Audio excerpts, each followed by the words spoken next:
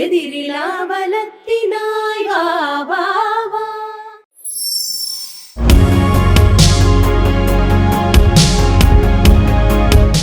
இந்தியாவின் வளர்ச்சி பாதையில் ஊழல் மட்டும்தான் தடையாக இருக்கிறதா அப்படின்னு சொல்லி அபிஷேக் கேட்டிருக்கிறாரு. ரொம்ப அருமையான கேள்வி. ஊழல் வளர்ச்சி பாதைக்கு தடையாக இருப்பதற்கான மிகப்பெரிய காரணி, அதில் சந்தேகமே கிடையாது.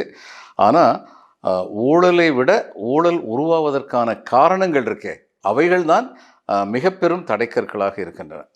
ஒரு உதாரணம் சொல்கிறேன். இப்போது ஆஸ்திரேலியாவில் ஒரு ஸ்டடி பண்ணாங்க.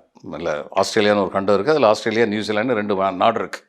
ஆஸ்திரேலியாவில் என்ன சொன்னாங்க, அவங்க ஒரு தொழிலாளியுடைய 2 நாள் சம்பளத்தில் அவரால் ஒரு சட்டை வாங்கிட முடியும், 3 அல்லது 4 நாள் சம்பளத்தில் ஒரு பேண்ட் வாங்கிட முடியும், ஒரு 8 மாத சம்பளத்தில் என்னமோ அவரால் ஒரு கார் வாங்கிட முடியும், 2 அல்லது 3 வருஷ சம்பளத்தில் ஒரு வீடு வாங்கிட முடியும். அப்படின்னா அவங்க அப்போ அந்த சம்பளம் அவங்களுக்கு அந்த அளவுக்கு அவங்களுடைய தேவைகளை நிறைவு செய்கிறதா இருக்குது அப்படின்னு சொல்லி அவங்க சொன்னாங்க. இப்போ நம்ம நாட்டில் உள்ள சில பிரச்சனைகள் பாருங்கள், ஊழல் இருக்குது.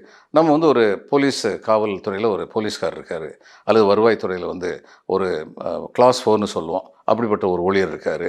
இப்போ இவங்களுக்கெல்லாம் கவர்மெண்ட்டில் நிறைய அதிகாரம் கொடுத்து வச்சுருக்காங்க. ஒரு காவல்துறையை சேர்ந்தவர் ஒருத்தர் மேலே சந்தேகப்பட்டால் அவர் எவ்வளோ பெரிய பணக்காரராக இருந்தாலும் அவர் கைது பண்ணிடலாம். இது எவ்வளோ பெரிய அதிகாரம்! நிச்சயமாக மிகப்பெரிய அதிகாரம். அரசில் உள்ள ஒவ்வொரு துறையிலையும் உள்ளவங்களுக்கு அப்படிப்பட்ட மிகப்பெரிய அதிகாரங்கள் உண்டு. இப்போது அவருடைய பையன் நல்லா படிக்கணும்னு நினைக்கிறார். என்ன தப்பு இல்லை? அல்லது அந்த பொண்ணு, அவருடைய பொண்ணு நல்லா படிக்கணும்னு நினைக்குது, மெடிக்கல் காலேஜில் போகணும்னு நினைக்குது. மெடிக்கல் காலேஜில் போகணுன்னா அவருடைய சமுதாய சூழ்நிலையில் பிள்ளைய அவ்வளோ தூரத்துக்கு படிக்க வச்சு 87 மார்க் அல்லது 88 மார்க் படிக்க வச்சு வாங்கிட்டார்னா, 94 மார்க் வாங்கினா தான் ஸ்டேட் கோட்டாவில் வரும். மீதி உள்ளது ப்ரைவேட் காலேஜில் இருந்தால் ப்ரைவேட் காலேஜ் கோட்டாவில் வரும்னா அதுக்கு எவ்வளோ கொடுக்க வேண்டியிருக்கு பணம்? மொத்த செலவு எவ்வளோ ஆகுது? 20 லட்ச ரூபா, 30 லட்ச ரூபா ஆகுது. அப்படின்னா அவரால் கொடுக்க முடியாது.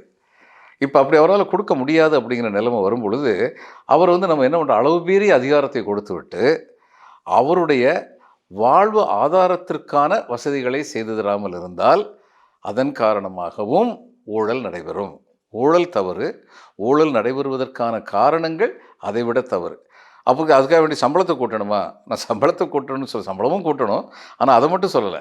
அதையும் தவிர இப்படி ஒரு professional college, medical college, engineering college அல்லது சில நல்ல கல்லூரிகள்னு சொல்லி கல்லூரிகள் இருக்குது, அங்கே போய் சேர்றதுக்கு தடையாக இருக்கிற சூழ்நிலை மாறணும். அப்படி மாறிடுச்சுன்னா ஊழலுக்கான காரணங்கள் குறைந்து விட்டால் ஊழலை எதிர்த்து மிக தீவிரமாக நம்மால் போராட முடியும். அதனால் ஊழல் நிச்சயமாக ஒரு தடைக்கல்லாக இருக்குது.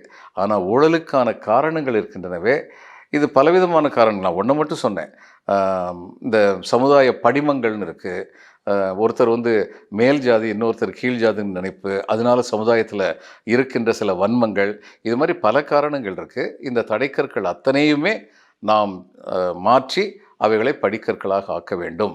அதுக்கு மாணவர்களாக நீங்கள் ரொம்ப யோசிக்கணும். எப்படிப்பட்ட பாரதமாக நம்முடைய நாடு இருக்க வேண்டும்?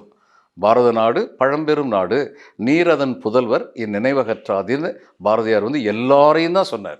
நீங்கள் புதல்வர் இல்லைன்னு சொல்லலை. அப்படிங்கிறத நம்ம எல்லாரும் மனசில் வச்சுக்கணும். அந்த மனசில் வச்சுக்கிட்டு நம்ம நாட்டை எப்படி முன்னேற்றணும், நம்ம நாட்டில் ஊழல் இல்லாத ஒரு சூழலை உருவாக்குறதுக்கு நம்மளால் முடிஞ்ச சின்ன பங்கு நம்ம என்ன செய்யணும் அப்படிங்கிறத பற்றி யோசிக்கணும் அப்படின்னு சொல்லி இன்றைய நாளை முடித்துக்கொள்வோம். வணக்கம். ஒளியிழந்த நாட்டிலே நின்றேனும் உதய ஞாயிறொப்பவே